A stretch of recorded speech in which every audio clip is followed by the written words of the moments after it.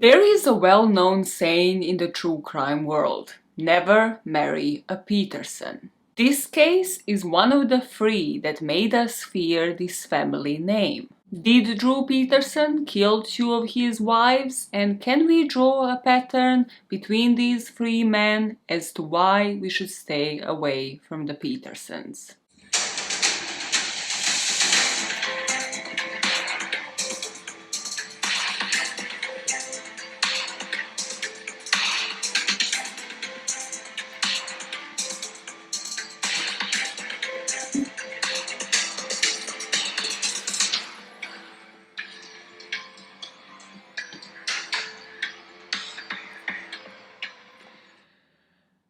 Never a TikTok dancer out of me. Hey, why is the name? And I'm back! I'm back, everybody! I'm like, back in the game. By all means necessary is the game. It is the name of this podcast. I have Harry Potter scenery behind me for some fucking reason. Because we're back to school, we're back to Hogwarts. Thank you for letting me go on holiday, post like Leonard Lake and Charles Ng archive from the YouTube, and then post fucking episode number 0. I don't know how. I feel like there's a special thanks. I feel like there's a special reward needed for me not losing any listeners after I posted that episode. So thanks for cringing with me. And you know, it's a new chapter. We are evolving yet again. I literally were absent for like what, a week. Did not miss a single episode. What is this about? So I have decided to bring a drastic change to this podcast. Can't even say it seriously. The drastic change is that now, from now on, from this point on, except maybe for this episode, because I have some things to say, I will be mostly focusing on the case. I mean, I always do, but like as in, you know, after the intro, I'm gonna just focus on the case and the expressions if they appear, and I won't be pushing for them to appear during the episode. Then I will explain, you know, the origin, the linguistics part of the expression then and there. I will fit it into a story rather than structure it. Let's just see how it goes. If it doesn't, then fuck it, then maybe I'll just eliminate expressions as a whole, even though they're part of me. The expression passion is part of me. As always, there will be timestamps on the screen and on YouTube if you watch, which I would highly suggest because my face is there, and also faces of the people that I speak of, which is more important, you egoistic son of a gun. And you can, as always, let me know what you think about the new structure on the socials, that BAMN pod, across the Twitters and the Instagrams of this world, and podbam@gmail.com. And you can leave case suggestions. Sorry, it's just my spit on the floor distracting me a bit. And you can leave all of the case suggestions in the form that is in the description of the podcast. But now, before I tell you a story about the most punchable face, like, ever, because Drew, oh my god, this case enraged me on so many levels. Let's talk just a bit about Elizabeth Holmes, the founder of Theranos, the one that is on trial right now as we speak. The one. Listen, I'm so obsessed with this case, like it's next level, because I read Bad Blood. It's one of the best true crime books out there. It isn't really true crime, it's just investigative journalism. It is true crime. Then I listened to the podcast. Now I'm listening to Bad Blood on trial and the Dropout one. Listen, I'm just taking so much of the Theranos content out there. But the other night I have overdone it, even for my standards of just being obsessed for something that I'm not really researching as a case. Even for my own standards, I went a bit too far. So I wanted to share that with you. What have I done at 1 in the morning the other night? I think it was also like a weekend night, which makes it so much more pathetic. I would like to let you know that I have gone on Glassdoor. 1 a.m. Theranos Glassdoor. Then it was suddenly 2 a.m. maybe 3 a.m. And I have gone through probably all of the reviews. There's like 100 something of them, you know, easy. For somebody that does research every freaking week, that was like, you know, a light read. So let me share a couple of them with you. I should probably tell you who Elizabeth Holmes is before like diving into these Glassdoor reviews. Well, okay, Elizabeth Holmes, back in the day when she wasn't on trial, was the founder of this company called Theranos. And Theranos was supposed to make this groundbreaking technology, something that they called Edison's, like these machines where you would just give a pinprick of blood and you would put it into those machines. They would be like clang clang, a couple of minutes, test your blood, and then, well, tell you whatever the fuck. Like, she thought she would cure Ebola epidemic at times. She thought she could spot so many diseases a lot faster than any other company, and her whole premise was that she was scared of needles, that the process of blood taking and blood testing was taking unnecessarily long amount of time, and she thought she would be new Steve Jobs. But the technology just wasn't up to speed and still isn't in 2021. So people started doubting her, people within the company, there was toxic environment, and everybody who spoke up about everything that was happening in these labs, things that were happening in the labs, including the machines not working so that they had to process the results manually, the samples being just spoiled and not being able to be tested, and then them producing faulty results that would tell people they're pregnant when they were not, that they're sick when they're not, and they would have to go to the doctor to get retested. So it was all basically shambles and also misdiagnosing so many patients. And because she was in the public eye so much, talking about how groundbreaking this whole technology was, how she's gonna be approved by the FDA any minute now, while they were literally saying like, no, you don't know how to run the business, and also you're not really like qualified in this area. The journalist John Carreroy, I think that's how you pronounce his name, probably not, he caught onto the story, dug into it, interviewed her, got the whistleblowers, exposed the whole story, wrote a bestseller on it called Bad Blood, and from that point on, she is facing criminal charges on multiple different counts. But what else she was famous for, obviously, by being this Steve Jobs wannabe, her deep voice and infamous turtlenecks, was also the toxic culture within the company. Because if you were to go and speak up to her about the conditions in the lab, about the machines not working, you were seen as kind of a hater, somebody who just doesn't see the progression, who just doesn't believe in the innovation, in this image of how things could really be. And then you would get fired. She also overworked people. People were working like 60 to 80 hours every week, and she would infamously provide them with breakfast, lunch, and dinner so that they could stay there for as long as possible. So that is why I compiled some Glassdoor reviews for you. Because it's so obvious, once they're written by Elizabeth Holmes, probably at like 2 in the morning, 3 in the morning herself, and she feels like inspired to bullshit, and she thinks like nobody will see through this, back in like 2012. And then my favorite ones are the ones that are written like yesterday, 2021, like Theranos shut its doors because of their criminal investigation years ago, but no, people are like reviewing it now and they're like, no, current employee. I'm like, bitch, like what? You just read the story, you just found a podcast and you're like, I want to shit over this company, and I love you for it. I live for this shit.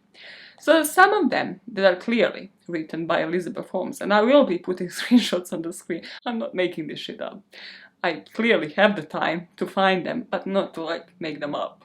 So the ones from 2012, these are the cons. This is what whoever she paid to write these reviews, or Elizabeth herself, or Sonny himself, thought that people will read and think like, no, this was definitely written by an employee. So cons: no gym on premises, although there's a basketball court, hiring rapidly and can't remember everyone's name.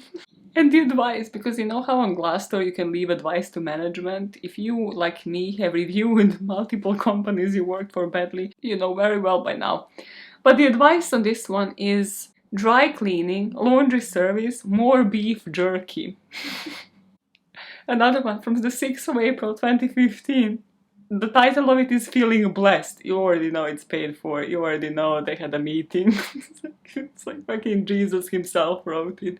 The cons are too much free food every day. Breakfast, lunch, dinner, snacks, holiday parties. Need to hit the gym soon and lose these extra pounds I have acquired. Then another one from December 2015.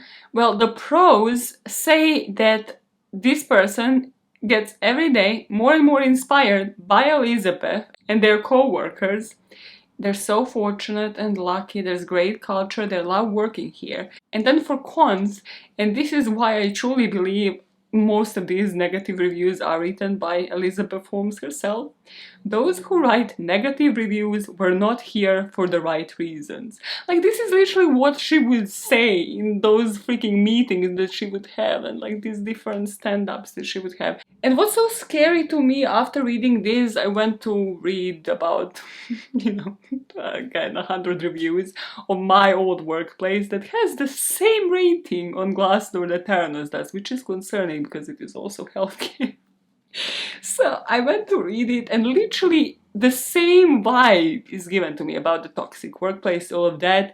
But in particular, it is that it's seen as startup, even though it's a healthcare, be extended to NHS, which is clearly a public service. And another similarity is that that company has also been around for years. Like, it should definitely not be seen as startup. And that's something that I found so prevalent in all of the Theranos reviews. But something that I wanted to highlight that I think is written by a real person, and this is the cons bit of it that I don't think we necessarily ruminate on. I don't think we really see it this way. And it's not the cult aspect of it, because that's mentioned in quite a few of them. But it is that by conning their investors, they also in a way conned their employees.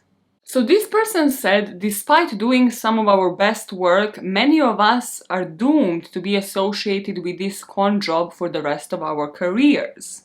That they didn't just con the investors, but also the employees. By believing in your mission and trusting your iron fist rule, you've ruined our career prospects and set us back 6 years. And I find that is one thing that hasn't been explored by the book or by any of these podcasts, and trust me, I've read it all and listened to it all. And that is to what degree these employees have been affected by now. Because the podcast now, following up the case and speaking about the trial, has followed up with quite a few employees that were the whistleblowers. And they have all said that they got therapy after it and, had broken family relationships because certain family members didn't believe them about Elizabeth. Certain family members all saw them as like these people who are against progress, against innovation, because they spoke ill of Elizabeth Holmes. But nobody really speaks about this aspect of it, which I find so fascinating, about how this job actually made them go backwards, because on every single application, every single CV that they submit, people are going to be like, oh, Theranos, tell me about it. Like, which part did you play in this? Were you a whistleblower? Did you stay quiet? If so, did you have the agenda for doing one or the other? And we just don't speak about it. Now, with the Elizabeth Holmes corner out of the way, let us dive into the case of Stacy Peterson. And Drew Peterson was a shame in its own right. On October the 28th, 2007, Stacy Peterson, who was 23 years old, was supposed to meet with her friend to help her do some DIY, but she never shows up. So her sister Cassandra waits until the end of the day, but once Stacy still isn't picking up her calls, she goes to Stacy's house. At this point, it is about 11 p.m., and one of the 4 kids that lived with Drew and Stacy opens the door, says that their dad, Drew, isn't at home, and that mom, Stacy, apparently went to visit a grandfather. So Cassandra gives a call to Drew Peterson, and Drew says no, he actually spoke to Stacy at around 9 p.m. that day. What Stacy told Drew was that she has actually taken a passport, her bikinis and few $100s in cash, and that she had left him for another man. But she also told Drew where she's gonna leave her car so that he can come and pick up the car. The priorities are there. She picked up the bikinis and she left him a car. And usually in those situations, women always make sure to tell the husband that they're leaving with a lover. And most importantly, she left without bringing any of the kids. Yeah. So Cassandra, of course, called bullshit on this story, and immediately at 4 a.m. the next morning, so just after midnight, she reported her sister missing. I am Cassandra Kales, Stacy Peterson's beloved sister. She's the missing mom from Bolingbrook, Illinois. She went missing on October 28th, 2007. She was not only my sister, she was my best friend. She was a mother to me. I talked to my sister pretty much every day, if not multiple times a day. My sister Stacy Peterson was the most amazing person in the world, I think. A lot of people think. She would brighten up the room when you walk in and just put a smile on anybody's face. If you're having a bad day, she would just lighten everything, I have a lot of happy memories of my sister, and I just keep those close to my heart, and those are what keeps me going. I discovered that Stacy was missing when she didn't call me that Sunday when she was supposed to wake up. I waited until about 3 p.m. and she hadn't called yet. So I kept making numerous phone calls to her house and to her cell phone, and she wasn't answering or returning my calls. The thoughts went through my mind when Stacy went missing, that something had happened to her. She didn't leave willingly, and she basically told me she feared for her life because she was asking for a divorce from her husband. I wanted to get her out of the house that night, and she wouldn't go. She decided to stay with the children. What Cassandra wouldn't know at the time, that will only come public during the investigation, was that 2 days after her sister Stacy disappeared, Drew Peterson's stepbrother attempted to commit suicide. Another thing that puzzled Cassandra was that Stacy's car just magically reappeared in their parkway the next day. So yet again she goes to speak with Drew. She's like, what are you doing? I reported her missing. Are you even looking for Stacy? And he says, no, she isn't missing. She is with somebody else. So Cassandra is like, okay, why is her car here? And he's like, well, I told you. She told me where to pick it up from. And she told him to pick it up from the Clow Airport, which is about 400 yards from the Peterson home. So with this information, Cassandra goes to the police and she's like, are there any cameras here? Please. I want to see if my sister actually ever left this car. And the police looks into it, and of course, as always, the cameras just didn't work on that day. So there's actually no footage of Stacy ever leaving the car or Drew ever coming to actually pick it up. At this point, as the police is investigating the case, a couple of timelines emerge. First, we have the timeline provided by Stacy's friends and family. At 9:40 a.m., the neighbor next door leaves her home to go do some shopping, and she spots both of the Petersons' cars in the driveway. They have log of Stacy's calls that show that at 10:15 a.m., her friend called her about painting the house that day, and Stacy, who was still in bed, said she's gonna come a bit later. At 11:55, the neighbor that went to do some grocery shopping returns, and she only sees one car in the driveway. So she doesn't think anything much of it. She goes in and rings next door once she unpacks the groceries. She rings next door with the intention to speak to Stacy and see if any of them want to come over for some candy. But one of the kids answers the phone and tells her the same story that they told Cassandra, that Stacy is out visiting a grandfather. Here, the father, Drew, takes the phone of the kid. He confirms that Stacy indeed is visiting her grandfather, and at 1 p.m., Drew actually brings the children over to this neighbor's house and tells her that he has an errand to run.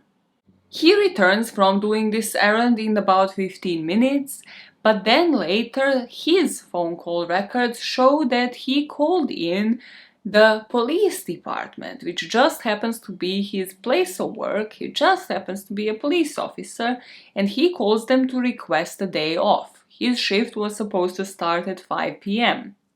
By the late afternoon, everybody tried reaching through to Stacy, but the phone calls went straight to voicemail, which everybody found to be weird because Stacy would always leave her phone on.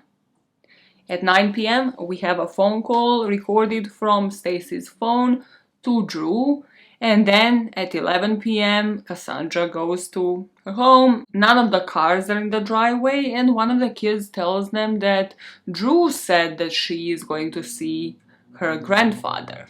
Now, the part of that story that I am yet to tell you was that 15 minutes after that, so just as she has spoken with the kids, Cassandra calls Drew, she asks for Stacy, and she kind of hears the shuffling and the sound of keys, and Drew tells her that he is at home and he has been looking for his wife. And Cassandra is there like, but I am at home and you are not here, so no cuadra, padrino, does not make sense. You're making zero sense, you thumb face. So at 11:45 she goes to the police station nearby to make a missing persons report, but then they tell her she needs to go to a different police department to make this missing persons report, and it only just happened that Drew Peterson actually worked at that exact police department. Next up, we have Drew's timeline. Drew said that day he returned around 5:36 a.m. from his work. He does night shifts apparently this week, and before he went to bed, Stacy told him that she is going to visit her grandfather the next morning. At around 10:11 a.m., the kids woke up and noticed that their mom isn't at home, so noon to 1 p.m. he is with children, then he gives them to the neighbors to watch while he runs errands.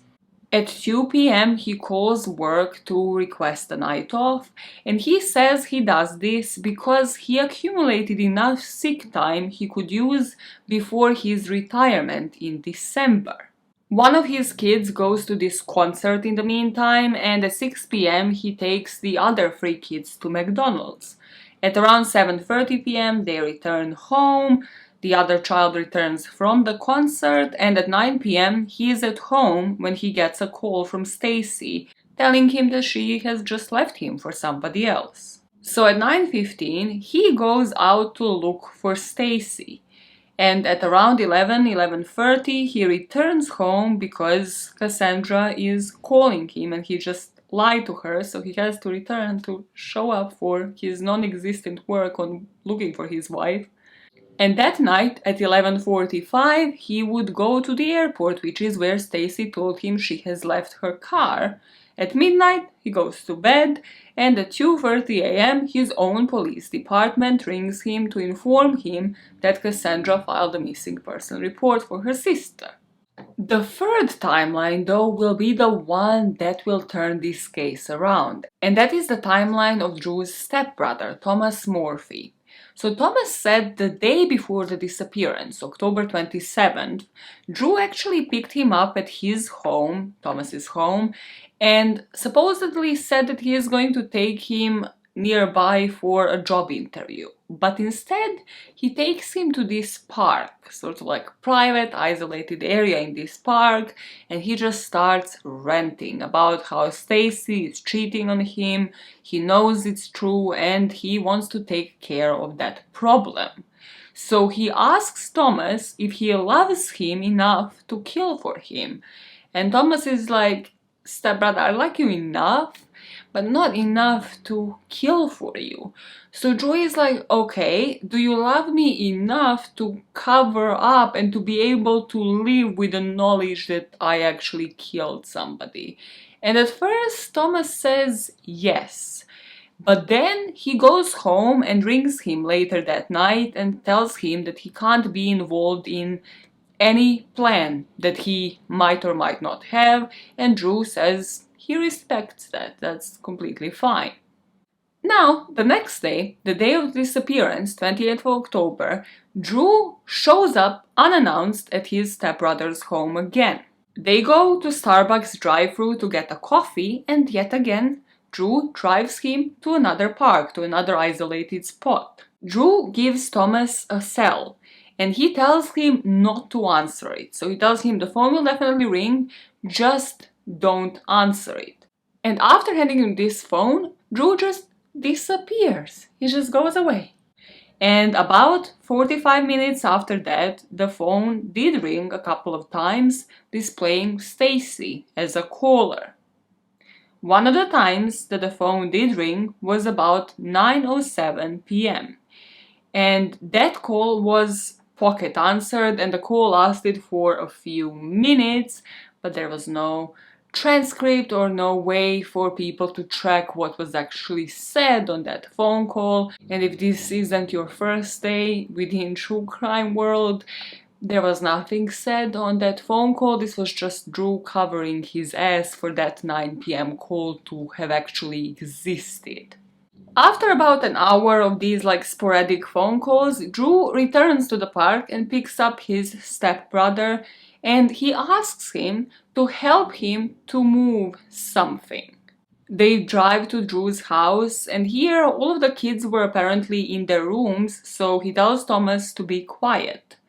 And this is when Drew takes out a blue container out of his bedroom and asks Thomas to carry it down the stairs, out of the house, and into this place, which is a known dumping site.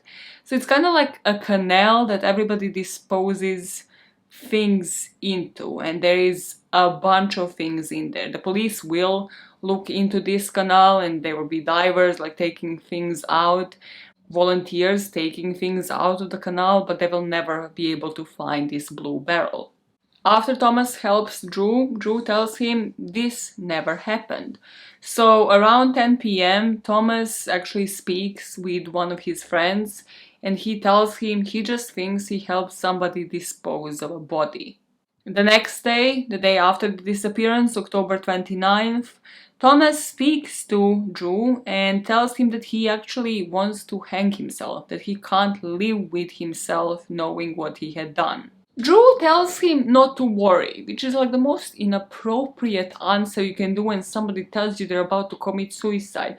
But empathy, as we will learn throughout the story, isn't Drew's strongest suit, even though he is a police officer and should really at least know how to fucking fake it, but he doesn't.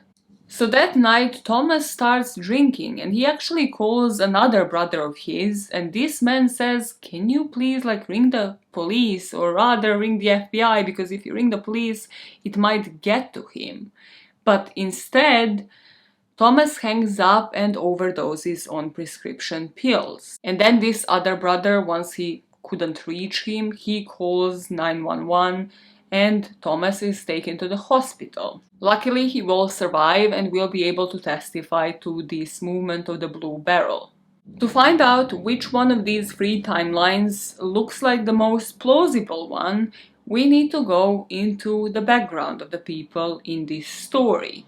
But something that I just want to pinpoint at this point in time is that even just from looking at these three timelines, the prevalent theme is that Drew seems to have known exactly what to do to divert the attention from Stacy and to him and his actions. It kind of almost seems like he might have done it before. And that will become one prevalent theme of this whole case. So let us talk about Drew Peterson's background. Drew Peterson was born on the 5th of January 1954 in Bolingbrook in Illinois, US, to Donald and Betty Peterson. He was the eldest child and had two other siblings, and his dad was a Marine, and the only thing about his childhood that we know of is that his dad ran a strict household.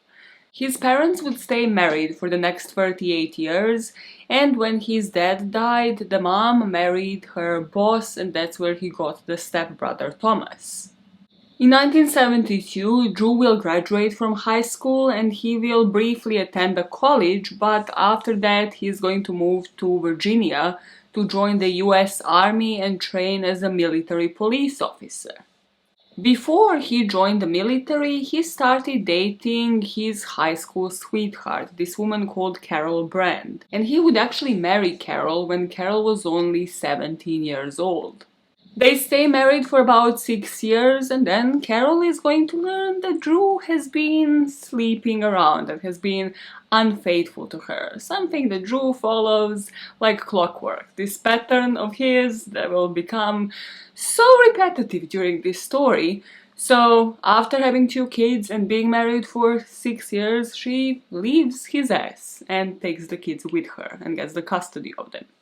While he was married with Carol, Drew had joined the police department, and after serving as a patrol officer, he got promoted to work as a narc in the drug unit, meaning he became an undercover cop, and he kind of looked the part. He looked, in 1978, like he could be on that 70s show, and would most definitely ruin the freaking show, but he looked like he could play a part there. You know what? I was thinking about this today. If there was a single moment in history, like, okay, this won't sound like a moment in history, but which one would you relive? Like, in your history, in your lifetime history. Yeah, that is a better way to word it. A single moment in your lifetime history. Mine would have to be the day when Maluma released Felices Los Cuatro, because it's not even about a song. It's not that Maluma looked like a whole ass main dish, not even like an entree, not even a dessert, no. Looked like a proper main dish. It was at like the prime of his career. The song would make you feel like, well, maybe I could, you know, live this relationship where like I'm sleeping with my best friend's wife. And you're like, why am I thinking like this? What the fuck? I don't have the Maluma suavecito. You know, I don't have the swagger. I don't have his, I don't have the guts, the cojones to pull this off. But then, those are all great moments of that song and that day in general, but that's not why I would like to relive that day. It is because Fez from that 70s show and his glow up. And of course, I followed his career, so I knew how Fez from that 70s show glowed up because he was also on NCIS and stuff. Wilderama, whatever his name is. So I was aware. But I was just so happy that because this song is so popular and because Maluma is so popular, that now the masses will know that this man had this glow up. And you are a fake fan if you didn't know that was Fez from that 70s show. That 70s show has the wholesomest vibes ever.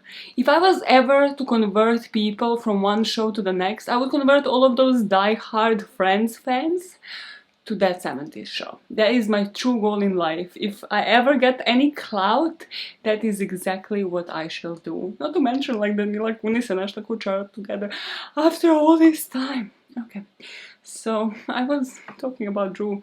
How did we get here? Undercover cop. Yeah, how did you... No.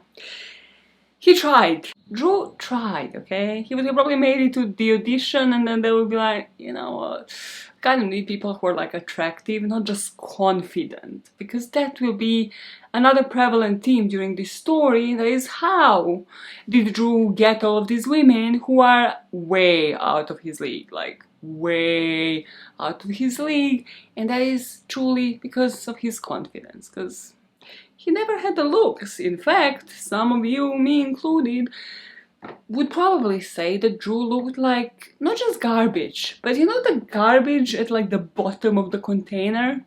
Like the garbage that's been there, it has been collecting all of the other garbage on top of it. It's been stuck to the bottom of that container. It's been for all of the weathers and all of the seasons and nobody can really unstuck it from there. That is how I would describe Drew's face to you. But still, he got all the chicks. Because confidence is a lot more important than the looks. now let's go back into the story of the day. Jesus Christ. Between Carol and this next woman that he married, he would date other women, and he would date this woman who also reported that he was abusive to her, but he was cunning as hell. So like the abuse was first emotional, then it was physical, and then when this woman wanted to leave him, what he'd do is that he would always use the fact that he was a police officer, he would always use that power over people, so he would pile up parking tickets for her, but without actually leaving those parking tickets like in her windshield or at her home so that she's aware. So he'd be at the police station piling them in her name, and then when the warrant would be issued for her arrest, he would drop it. So just that he kind of messes with her head, and she always knows like she will not be able to get rid of him so easily. He would marry his second wife, this woman called Victoria Connolly, in 1982, and this woman was actually married when she met him, but he was relentless, so soon enough she would get divorced and remarry to him, and she would stay in this marriage for the next 10 years. While he was controlling behind closed doors, Drew was also at this time under investigation from his own police unit because while he was an undercover police officer and was supposed to be busting these drug units and, doing his undercover work, he was dealing drugs and failing to report any misdemeanors, failing to report any bribes, while obviously getting those bribes paid to himself and benefiting out of it. So the police kind of fired him temporarily and then demoted him. So they rehired him, but he went through a demotion. Because of this demotion, him and Victoria had to move. And they moved to this small apartment and also opened up a bar that was called Sud's Pub. And the history truly repeats itself because this would be the time when Drew would marry another woman and would leave Victoria for her. And this woman's name was Kathleen. Now, something I want you to understand, because I'm not even going to fight people in the comments if they leave any, like I have seen on so many videos done on this case, I will simply block you. Because there are plenty accounts of this story that don't mention this particular part, and I had to go searching, even though it is really easy to find, so I don't understand why they wouldn't mention this part. But one of the reasons why all of these women would fall for Drew, yes, was confidence, as I mentioned, but the second one is that a lot of his wives were from broken homes, from broken environments. Kathleen had a rough childhood, for example. Her biological dad never paid child support, she had to leave her home at an early age, and she always desperately wanted security. She wanted somebody to take care of her. So that is why she fell for Drew. And that is why once Drew got divorced in 1992, it only took Drew 2 months to remarry and marry Kathleen Savia. With Kathleen, Drew would follow a very similar pattern that he did with any of his wives. He would be super nice while he was courting them, before they would actually marry him. As soon as they married him, as soon as they moved in with him, the emotional abuse will start. Then it would escalate to physical abuse. Kathleen was actually hospitalized 1 year after they got married. That is how badly he would beat her. She would end up having 2 kids with him, and it just seemed like he would break them down. It's like that classic narcissist thing where he would lift everybody up only to just break them down and ruin their confidence. But what I love about Kathleen is Kathleen was such a mood, because Drew, as a typical psycho, what he would do is he would record the family videos, right? And what strikes me in all of the accounts of story on Drew Peterson is how eerie these family videos are. They're supposed to be like Christmas videos, Thanksgiving videos, everybody to be happy. And literally because of him, the atmosphere in those videos is just always so dead. Kathleen looks at him in every single one of these videos like she is done with him. She is over with his ass. Drew couldn't stay faithful for long though. I mean, we really don't know how many affairs this guy had going on the side, but we know that in 2001, so after being married to Kathleen for about 8-9 years, he started an affair with Stacy. And Stacy at the time was 17 years old, while Drew was 47. And he looked it, okay? He's not one of those people that will be like, daddy. No, I mentioned to you that every single one of these women was out of his league. Like, the league wasn't even there. The league was not even in sight, you know? When you would put league into GPS, that motherfucker wouldn't even be able to find it.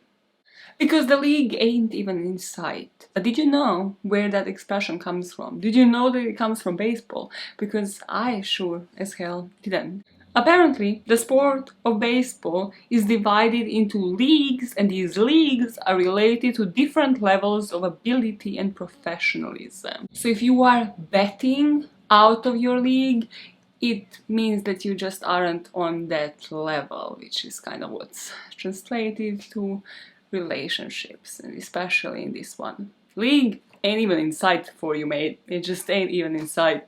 From this point on, things start developing real fast. So in 2011, Kathleen would get a letter about Drew having an affair with a 17-year-old. So he's gonna pick up her kids and leave. But between 2002 and 2004, now that she's living in a different house, there will be 18 domestic disturbance reports filed at her home. Because Drew just couldn't let her live in peace. Some of them would be for breaking and entering, some for abuse, some for the notations for returning the children late from visitation. So he will finalize the divorce in 2003, and 8 days after the divorce was finalized with Kathleen, he would marry Stacy, who was only 19 at the time. But as I mentioned, he would stay living 2 blocks away from his ex-wife Kathleen and would constantly abuse her between 2002 and 2004. On one occasion, he told Kathleen that he will kill her and make it look like an accident. On another occasion, he broke into her flat, attacked her with a knife. She ended up reporting it, but if you remember, she's reporting it to the same police that technically forgave him and just demoted him, kept him at the same workplace. And, of course, he just again manipulated the situation. He said that actually she was the one that invited him. And then she kind of threw herself on him, and he was like, oh my god, no, I'm married now, I'm married to a new wife, so he had to defend himself with a knife. Like, make it make sense. Why can you not just move on? There is one part in this story that just will never make complete sense to me. One of so many reasons why I hate his ass. Like, okay, if you cheat already, if you're a cheater and a scumbag, then just move on with that life. Why do you have to harass your ex-wife? So Kathleen was petrified. She knew that writing to the police won't really lead anywhere, so she wrote to the state attorney, saying that she knows how manipulative he was. And these couple of lines from that letter just ring in my head, sort of in hindsight, because it's as if she knew how this was going to end. It's as if she knew that he just won't let her live in peace. She wrote, "This man is manipulating the system to destroy mine and benefit his. How many times has this happened to others? At the present time, I'm a full-time nursing student struggling to finish my goal. But because of officer false allegations, he and his girlfriend are charging me with battery. This isn't your typical domestic." Due to her writing this letter and actually going beyond the police, Kathleen was actually about to face him in court a few weeks from then. So Drew had to do something about it. He couldn't risk his position, his status, losing his job and his wife and family again. The last weekend of February 2004, the kids that he had with Kathleen, so 2 of his children, were supposed to stay with Drew for the weekend. So that happened as normal, and it wasn't until Sunday evening, when Drew went by Kathleen's house to return the kids, that he noticed he hasn't heard from her the whole weekend, and now she wasn't answering the door. So he thinks to himself, it's fine, maybe she's just out, like I'll return them tomorrow morning. And tomorrow, on Monday, March the 1st, he knocks on the door again and Kathleen just isn't responding. So what he does, he goes to the neighbor's house and he asks them, like, have you seen Kathleen? And they're like, no. And then he asks the neighbors to follow him into his own house to make sure that Kathleen is okay. So to have backup, the tough police officer that he is. And of course, when they walk into Kathleen's house, they find her in a bathtub. Kathleen seemed to have had a gash on her head and she was unresponsive. The police is called, some of Drew's buddies are called on the scene, and they of course pronounce the death as an accident. What his buddies notice once they make it to the scene is that Kathleen is in the bathtub naked. Her hair was damp from the blood because we suppose that she slept in the bathtub, hit her head, and then that blood was kind of gushing all over her hair.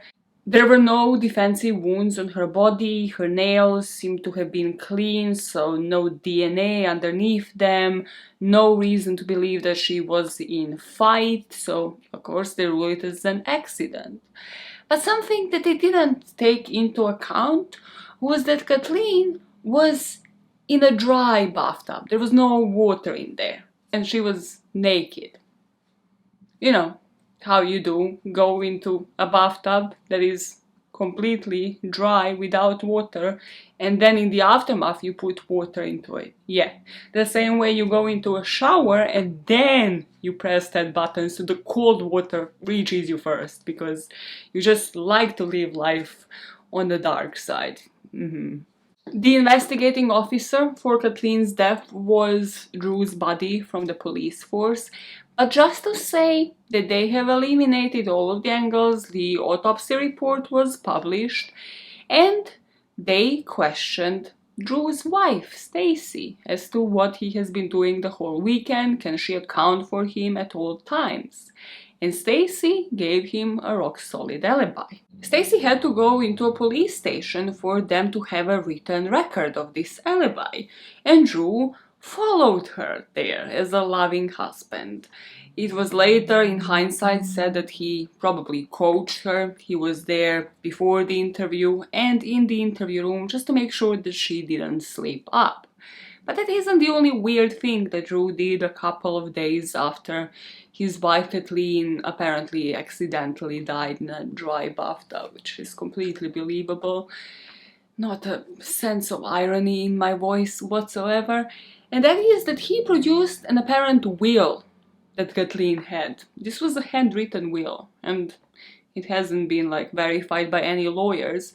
But according to this will, if one of them died, Kathleen or Drew, the other one was to get everything. And that didn't really work as a plan because they couldn't really verify whose handwriting it was, but he tried. What he didn't have to try for was to get the custody of his children, so now Stacy and him were taking care of two of Kathleen's children. So let us talk about Stacy, because yet again I cannot emphasize enough on this during this account of events, is how much hate I have seen, different hate comments online when looking for other people covering this case, have these women gotten for being with Drew. And on one side, that is victim blaming and we should do better, but on the other side, I haven't seen an account of events that explains the background of these women, and especially in Stacy's case, the other ones, there's not so much, but especially in Stacy's case, that is one thing that is the easiest one to find when doing this research. What's hard in this story is making Drew's story make sense, making it connect from point A to point B. What wasn't hard at all was finding Stacy's background. So let us dive into that to understand the psychology of why she was with Drew, why she would succumb to this pressure and give him an alibi. Stacy was born on January the 20th, 1984, and she was born to Christy and Anthony Cales. Her parents would have 5 kids, Cassandra and Stacy being the 2 of them, and according to the sources online, they were more into partying rather than parenting. One of those 5 kids will die only 6 weeks before Stacy was even born, because the ranch house where they lived caught fire. And Christy, her mom, that was about 8 months pregnant with Stacy at the time, barely escaped, but the 2-year-old daughter didn't. Because of this child's death, Christy and Anthony started fighting and drinking just harder than ever, just de-escalating. The kids would later say that they might have started a fire. They were playing with matches, but because of the death of this daughter, Christy and Anthony were now fighting more than ever. And this was the environment that Stacy was born in. But other children would later testify that this was an abusive environment even before Stacy came along, that the death of one child just kind of de-escalated the events. Despite the violent marriage, the drug and alcohol issues, and just neglecting their children, Anthony and Christy decided to have some more. So in 1985, Christy gave birth to Cassandra. In 1987, she will give birth to another girl called Lacey, and this girl will die of SIDS, sudden infant death syndrome. And if Anthony and Christy were spiraling with the death of the first child, with the death of Lacey, everything just went downhill. The neighbors would say that the kids were basically raising themselves. They would see Stacy running around without any clothes except a diaper in the middle of the winter. That her mom and dad just never cared. Stacy and the other kids could just run out of the door and get out of the house whenever they wanted. By 1990, Stacy's mom, Christy, was just in and out different psychiatric wards. She was drinking heavily, and she would also get busted for offenses like shoplifting and drunk driving. Anthony wasn't doing much better. He was one of those dads that would focus on making sure that he has enough alcohol in the storage room and that he has an expensive car rather than providing food on the table for all of these children. With Christy kind of being in psych wards, getting arrested, it was kind of a common knowledge in the household that she would disappear for weeks at a time. And Anthony would always say she just ran off. And nobody remembers him ever calling the police, filing missing persons report, none of that. In fact, by 1990, Anthony would be the one to file for divorce. The court records would state that Christy tried to go against the filing of the divorce, but then she would miss the court dates constantly, so in the end Anthony was awarded the sole custody of 4 of their children, including Stacy and Cassandra. And something that the neighbors remembered from the period of time that the kids were with their dad is that Anthony, who at that time worked in construction and animal control, would bring home these stray animals, and then he would neglect to feed them and give them shelter, because if you remember, he only cared about his own ass and having a nice car to showcase to the neighbors for some fucking reason. So the neighbors said that they would see these animals and dogs, they would hear them one day and then the other they wouldn't, because he would just leave them out to die. Stacy somehow always knew that she wanted to leave this household and that she needs to try really hard at school. So she graduated early, when she was only 16, and decided to leave home. But before she could do, her mother, Christy, actually disappeared. So in 1998, just around a year before Stacy is going to meet Drew, her mom went missing, and she was last seen walking down a street at the Chicago suburb of Blue Island. Both Cassandra and Stacy knew that she must have been murdered, that just her body has not been recovered. What isn't really clear is whether Anthony had any involvement, because at this point their mom was living with another man. And most of the kids suspect that this man did it because he apparently said that she left for church that day and never came back. But she left quite about everything at home, like her purse, things that you would take out if you were going just to church, because you need like the keys to walk back in, just like everything that you would put into a purse when you leave your house. So they knew that she hasn't left voluntarily. They reported it to the police, but the police never took it seriously because they just thought she left on her own accord. She's a grown woman. And that is what Stacy and the rest of the family just really took to heart. So at this point, Stacy is dreaming of becoming a nurse, but without the money to go to college, she had to take some odd jobs here and there. So in 2001, she is 17. She's working as the desk clerk at a hotel in Bolingbrook in Illinois, and this is where she meets the cop that was still patrolling because his ass got demoted. So that's when she met Drew Peterson. I just find it shady. Why was he in a hotel? I don't see that explained in a story, and I'm just thinking, like, had he gone to a hotel to meet somebody else? Because he's shady as fuck. I wouldn't put it past him. And what Stacy saw in Drew was a father figure. She saw security, she saw charisma, and she saw a better life for herself. Now we are going back sort of into the timeline, just briefly to speak about the marriage between Stacy and Drew. Of course, he didn't change overnight. He was still an abusive emotionally and probably physically, although we might not know on that part. We also have family videos from like Christmas and Thanksgiving, and you can also see that Stacy's not having it.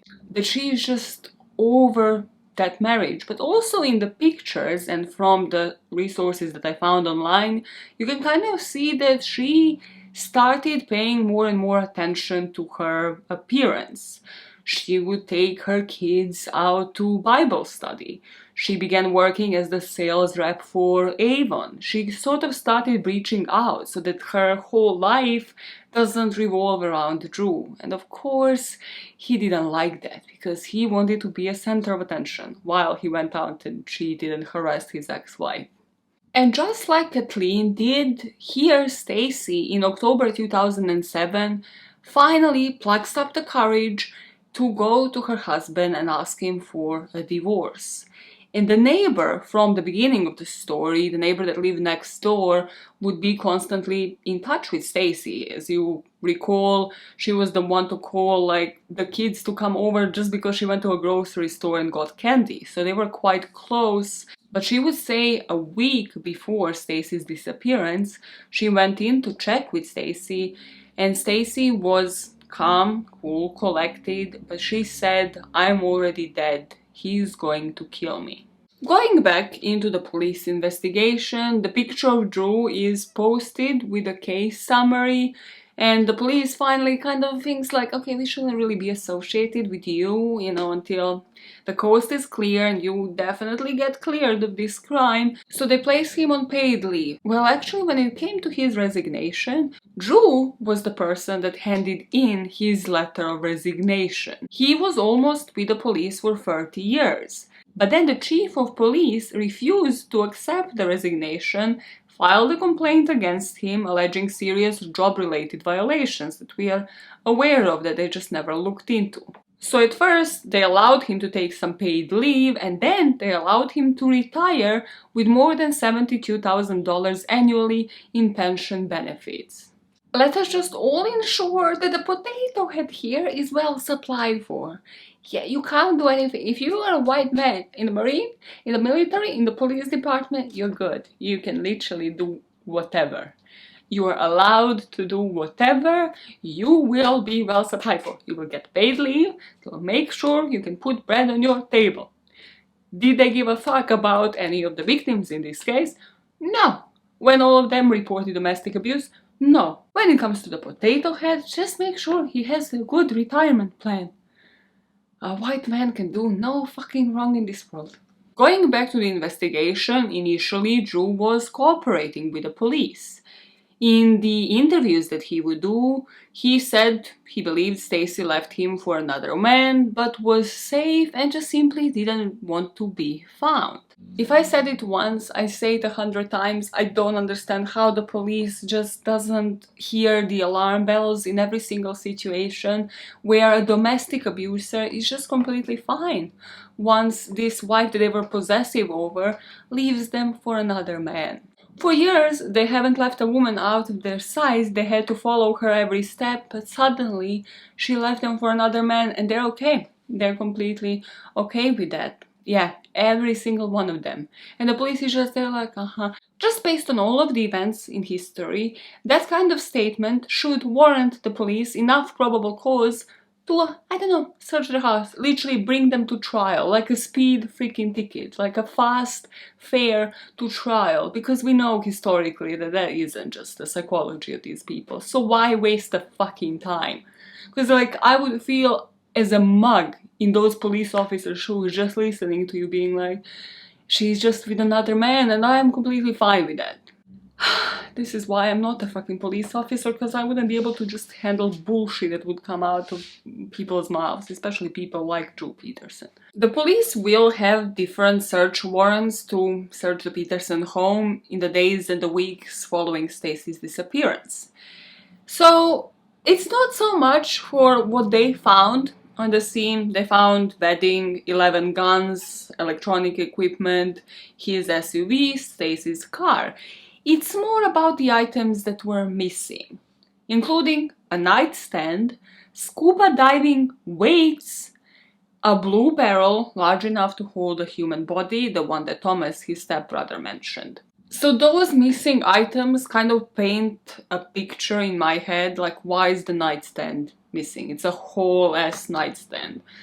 Unless an argument ensued, whether it was about the divorce, whether it was about the freaking alibi and Stacy connecting the dots that he actually had something to do with Kathleen's death. Domestic violence went too far and maybe Stacy was hit and fell onto the nightstand, which caused her to die. I don't know that they screened for blood. I don't know that they ever used luminol. Like, I just don't think that that has ever happened. Then you have the weights and the barrel. So that barrel, wherever they put it, is probably at the bottom of that canal, which is also a dumping spot and has so many items there. And this is what her sister Cassandra thinks that happened. She said, Drew Peterson disposed of my sister's body on the evening of October 28, 2007, in the sanitary and shipping canal, after having dropped off his stepbrother. I have sonar images of her lifeless body on the bottom of the riverbed, which I will never release.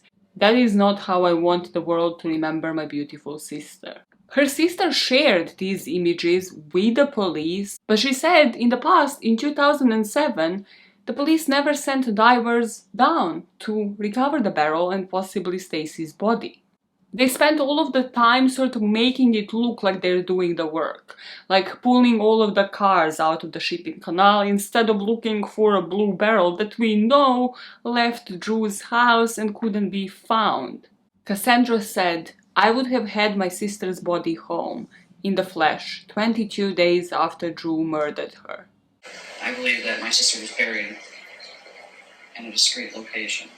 I've gone to the media, I've planned and conducted searches. Nobody's more frustrated than I am at the lack of justice. We can't pursue a case without a body. Illinois State Police are doing what they can and are allowed to do because they have guidelines they have to follow. And obviously with me, I don't have any guidelines. I can go where I want, when I want. I don't have a boss to look up to. All I gotta do is get permissions to be on the properties that I'm at. And during this period of time, while authorities, different volunteers, different divers were conducting what they called an extensive search of the area, finding no trace of Stacy Peterson, his face was plastered all over different interviews that he was doing, his appearances on the Today Show, everywhere where he could get an appearance. But He would never really even talk about Stacy, helping to find her, possible abduction, like anything that would even remotely make sense. Appearing concerned about his missing wife, because in his head she was never missing. He mostly made it the Drew show. He made it all about himself. On the Today Show, for example, he appeared and just brushed off that Stacy ever really wanted a divorce, and he said, this is gonna make sense, if you're driving, just pull over, please. And if you're a woman, just in general, be ready to scream. I'm not trying to be funny here, but Stacy Peterson would ask me for a divorce on a regular basis, and it was based on her menstrual cycle. Here is how Drew related to the reporters. Mr. Peterson, you like to say anything? Please go home. Thanksgiving's the next couple days. Please go home. Please leave me alone. Please don't get involved in my little world. I've talked to you before, so I got kids in the car, you know. We're not shooting the kids. I'll talk to you now. Folks, this is the holiday season. I know at least 5 families that are losing their homes that are in this area. You probably should put maybe a little bit of effort into saving these people and their families, or reaching out to your fellow man. If someone needs a shoulder to cry on or they need a meal for their families, you guys should be maybe putting a little more effort into doing that rather than harassing my family. Folks, have a good day. I'm still in love with Stacy, and I miss her. So, Thank you. Thank you.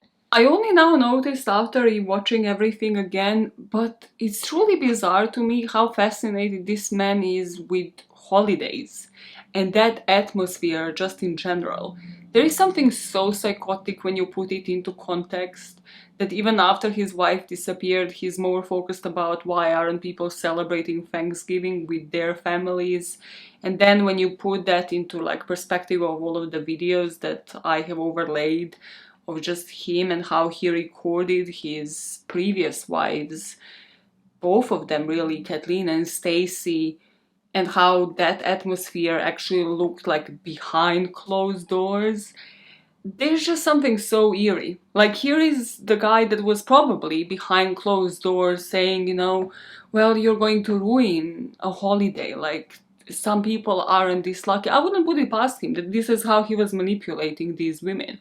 Like, we have this huge family, we have all of these children, like, you are ruining it now by destroying a vibe. Like, look at this holiday atmosphere. He was the type of guy that would put up a front where he's like, I'm a holiday family man, and then as soon as the cameras would switch off, he would turn into a domestic abuser that he always was.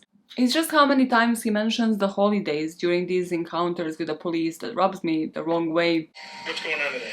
What's going on today? Yes. We went to McDonald's. We had Happy Meals and McRib sandwiches. How's that? And that's what's going on today. What I want to talk about is I'm going to come camp myself in front of your house and see if you like it. If he feels pressure from all the scrutiny, it's hard to tell. At times joking, smiling, even laughing with reporters, you almost get the feeling that Drew Peterson is somehow enjoying the attention. Officially, however, he is considered a suspect in the sudden disappearance of his 4th wife, Stacy Peterson. The former Bolingbrook police sergeant came out of his house yesterday with a home video camera, walking around the small army of TV news trucks and personnel virtually camped out in front of his Bolingbrook home. This bizarre spectacle amid reports that one of his relatives tried to commit suicide just days after allegedly helping Drew remove a large blue container from Drew's bedroom the day after Stacy Peterson disappeared. The Chicago Tribune reports that their relatives said the mysterious container was warm to the touch. But late last night, our own Julie Unruh confronted Peterson about the container and the allegation that the container may have had the body of Stacy Peterson. A relative of yours saying helped carry a rectangular container out of your home on October 28th. I have no idea what anybody's talking about like that. Warm to the touch. Nope. He says he believes that he helped you dispose of your wife's body. Can you at least respond to that? Nope. Not at all. No response. Talk to my lawyer. I got nothing to No say truth about to it whatsoever. Nobody mentions this part in any accounts of this story that I have heard, and it kind of bothers me. Because I wouldn't put it past Drew that he heard about the other two Peterson cases and just wanted to join the triad. So hear me out. In chronological order, I think it was Lacey Peterson's case first, then the staircase with Michael Peterson, and then Drew Peterson's last. So sorry if you have the beef with me for not doing them in chronological order. But just based on the media appearances, I think there is a definite point where this kind of translated into PR for him, where he just like flipped a switch and he was like, you know what, I'm part of the Petersons triad. I'm not trying to diminish the domestic violence in here and the fact that the police ignored it over and over again, and that is their fault for not preventing this from happening in the first place, because again, by the historic events, by the psychology of these people, we know how these cases will end. But then, once the escalations happened, and they kind of brushed them under the rug, it allowed him to see how he wants to represent himself, and he just chose the pathway of publicity, and maybe he followed into the steps of one of the other two Petersons. Just food for thought, you know. It will only be after he actually realized, okay, what is this thing about the barrel? Getting the barrel out of the house, warm to the touch, shit. Thomas spoke to the police. That he lawyered up and got a defense attorney, Joel Brodsky. And from this point on, everything becomes really PR rather than just defense. Because from now on, his defense attorney would be appearing in interviews with him, so he would still be as much of a public figure and just entertain the media, but now just with a backup guy. Once he was finally named the suspect in Stacy's disappearance in November 2007, a judge ordered for Kathleen Savio's body to be exhumed. And she was exhumed on the basis that one gash on her head wouldn't have been enough to render her unconscious and cause her to drown, so they suspected that maybe that autopsy report wasn't necessarily correct. And another thing in that exhumation petition was, if you remember, I told you that the bathtub was dry. So the only logical conclusion would be she actually filled up the bathtub, she got into it naked because, you know, nobody is a freaking psychopath going into an empty bathtub and then filling it up with water. And then as she slipped up, maybe, you know, she opened up that hole and the water drained. But the blood evidence that was found on the scene wasn't supporting that. So it really looked from the autopsy report that was initially released as if Kathleen just walked into an empty bathtub, or rather was placed there. Once Kathleen's body gets exhumed, they put forensic pathologist Michael Bowden to examine it. And this guy is famous because he testified in O.J. and Phil Spector's trials, and he would conclude that Kathleen was actually murdered. He discovered all sorts of bruises that were neglected during the first autopsy report, covering the front of her body, and then on the back it seemed like it was just extensively scraped, so as if somebody inflicted these bruises within an hour of her death. As if somebody was maybe dragging her body to put it into a bathtub. When it comes to that gash, he concluded that there was an inch-long deep wound that resulted from a blow hard enough to split her scalp but not open it down all the way to her skull. He found 6 or 7 bruises that just didn't coincide with somebody slipping into a tub, and he would later testify that the bruises were not old at all. All of them seemed to have been put on Kathleen's body within 24 hours of her dying.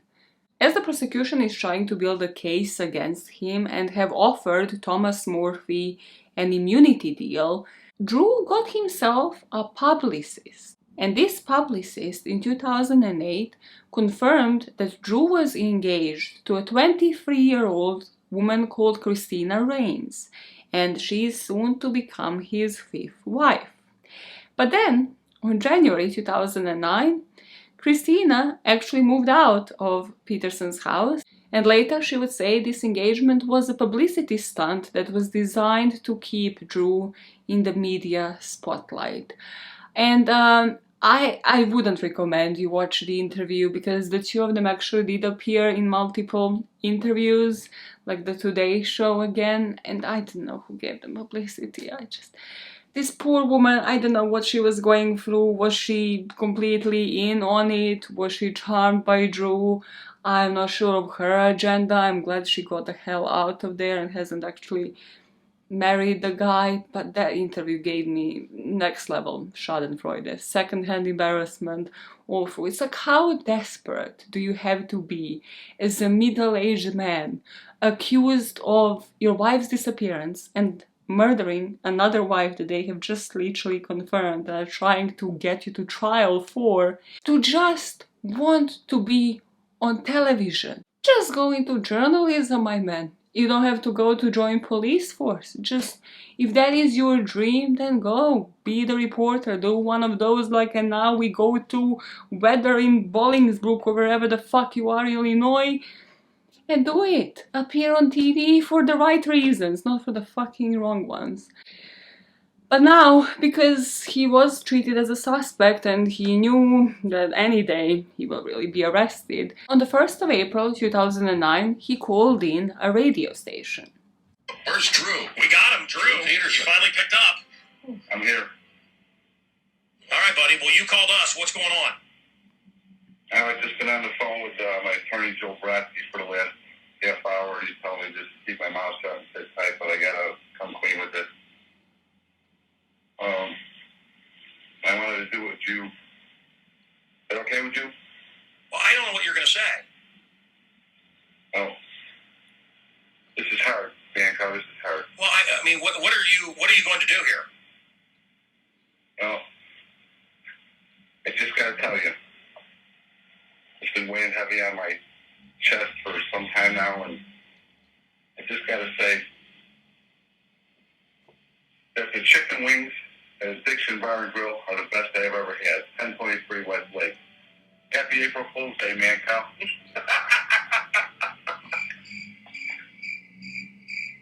The chicken wing place that he mentioned here was Joel Brodsky's, his attorney's chicken place. So he was promoting. So while this guy is promoting him and getting him all of the interviews where he doesn't speak about anything really but like holidays, well, Drew is repaying him by promoting his restaurant on radio on April Fool's Day. Not only did Drew not want to disappear from the public eye, but now with this breakup, he found it really hard to date again.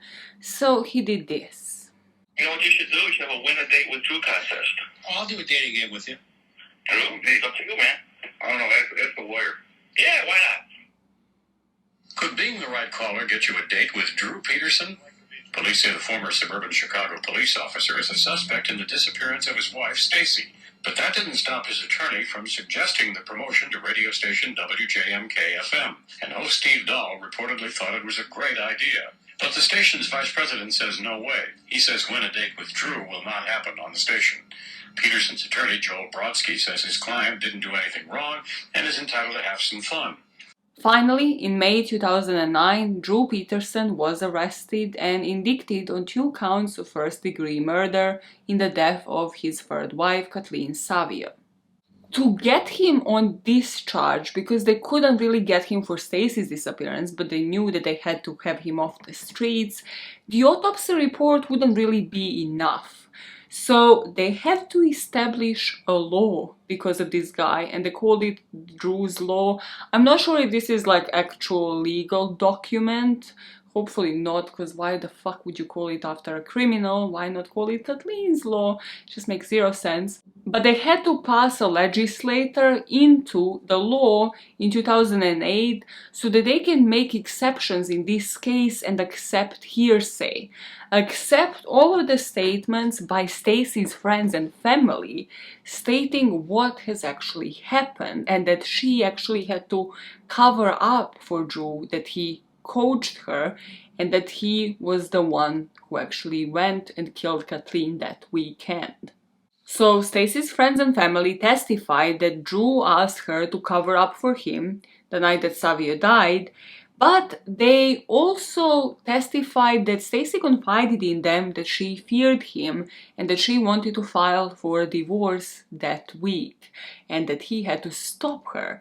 And now if you compare that to Kathleen's letter to the state attorney, you can kind of see a pattern. Every time that Drew has to lose something, that he has to appear in court, face the consequences for his actions, it seems like he chooses an easier path, and an easier path here is for him to get rid of his wives. And in my opinion, his logic was, back in the day when he was just divorced from Kathleen and started dating Stacy, that he will stage that as much as possible to look as an accident because he was still within the police force.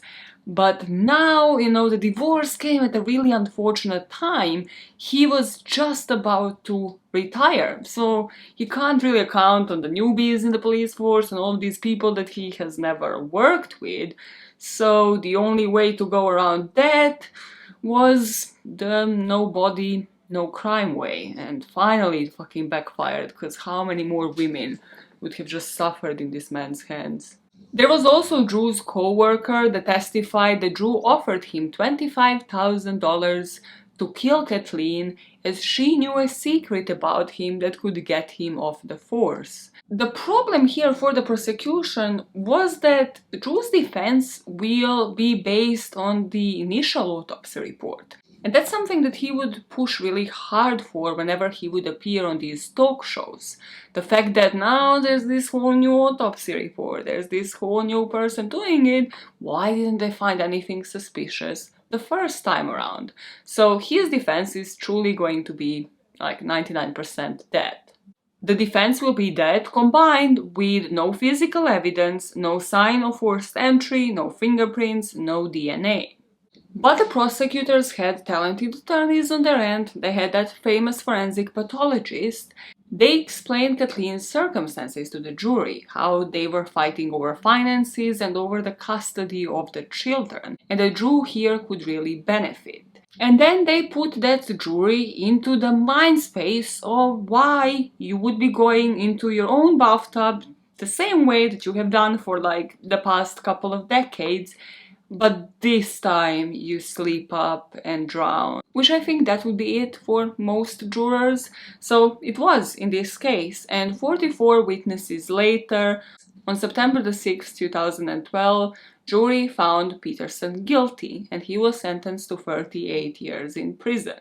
Jurors would later say that the most compelling evidence for them was the hearsay evidence that was allowed with this new legislature that was passed under Drew's law. Stacy is still missing. As I mentioned, her sister believes that she knows where she is, and I'm going to put some links up in the description box. One of them is searching for stacypeterson.com, and the other one is a GoFundMe page to help out her sister fund this new search by divers, because those are freaking expensive. So if you have anything to spare and this case moved you in any way, shape or form, just go and spare something on that website. And if anyone has any information about her disappearance, please contact the Illinois State Police on 815-726-6377. Now let us conclude this story about the potato head with the aftermath and the motives, as always. So the aftermath, because this somehow isn't where the story ends, is that in 2015, Drew Peterson, from prison, was brought to trial again. Why? Why would that happen, Maya? Is it for Stacy's disappearance? No. No. It was because within jail, he tried to solicit a murder of the state's attorney from his case, this guy called James Glasgow. So just to make this sink in, he didn't last 2 years in prison without scheming, without wanting to get somebody killed. But something that speaks volumes is that during that trial, he got additional 40 years for an attempted murder of the prosecutor. Do you remember how many he got for the actual murder? Premeditated murder of his wife? 38. So he got more years for an attempted murder, arranging an attempted murder of a prosecutor. No, I love justice system. Justice system is amazing. No, I just love it. I love it. Let's talk about motives before I punch a fucking screen. Okay, so you know the deal by now. If Todd Grande published a video on a person I'm speaking about, I'm listening to the video. So he analyzed Drew Peterson's case, and there's a bunch of personality disorders, but everything sort of like wrapped around and then with a little bow of narcissism on top of all of it. I think that we could all agree, just based on even the limited amount of videos that I included here. There's more. There's so much more online. I literally try to limit it because it just pisses me off, and it pisses me off that it works. That the media, the journalists, people who study this is why I'm not in this fucking profession, because people who study this, in order to get views, in order to keep their jobs, they allow these people to run the fucking show. While victims' family members have to create their own YouTube channels, have to create their own websites in order to just get any publicity, because they aren't invited to appear on today's show, they aren't invited to appear on all of these late night shows. Just a wild thought. Imagine, instead of being a journalist, one of the 20 waiting for Drew Peterson to get out of the house and speak about fucking Thanksgiving, being the actual pioneer, being the journalist that makes the news because you are consistently on the side of the victims. You're pushing that GoFundMe page, you're pushing the website that her sister has made, and you're getting people to invest money for that sonar search that her sister keeps mentioning. Maybe, for a change, make history for all the right reasons. But that, unfortunately, didn't happen, and hasn't happened in any case that I have covered today. So just food for thought for people who have studied the same degree that I have. So, I digress. So he's a narcissist, which means he likes to be in the center of attention. He couldn't deal with the fact that his wife wanted to divorce him, so he needed to be in control, and when he wasn't, well, at least he thought, why not profit out of it? And when it comes to grandiose narcissism, that's the aggressive side of it, the failure to take responsibility, to even mention that he's responsible in any way, and the lack of empathy. You know, normal people would consider themselves guilty. Like, what could have I done for them not to leave me, for them not to want to leave me with another man? Drew never displayed any of that. And both of these, narcissism and grandiose narcissism, are characterized by low neuroticism, meaning that he would be able to conceal this aggression with no issues. That is the side that everybody ever saw of Drew. Even when he would be provoked, he would never get eggy, he would never get aggressive. It would only be behind closed doors when the cameras were off, with a side that nobody wanted to see. I will never stop searching for my sister. I will never lose hope. And I will continue to search. I've gotten letters of support from people, and I still have them. And it touches my heart that people are out there that care and want to help, or just send thoughts and prayers and support me in what I do in searching for my sister.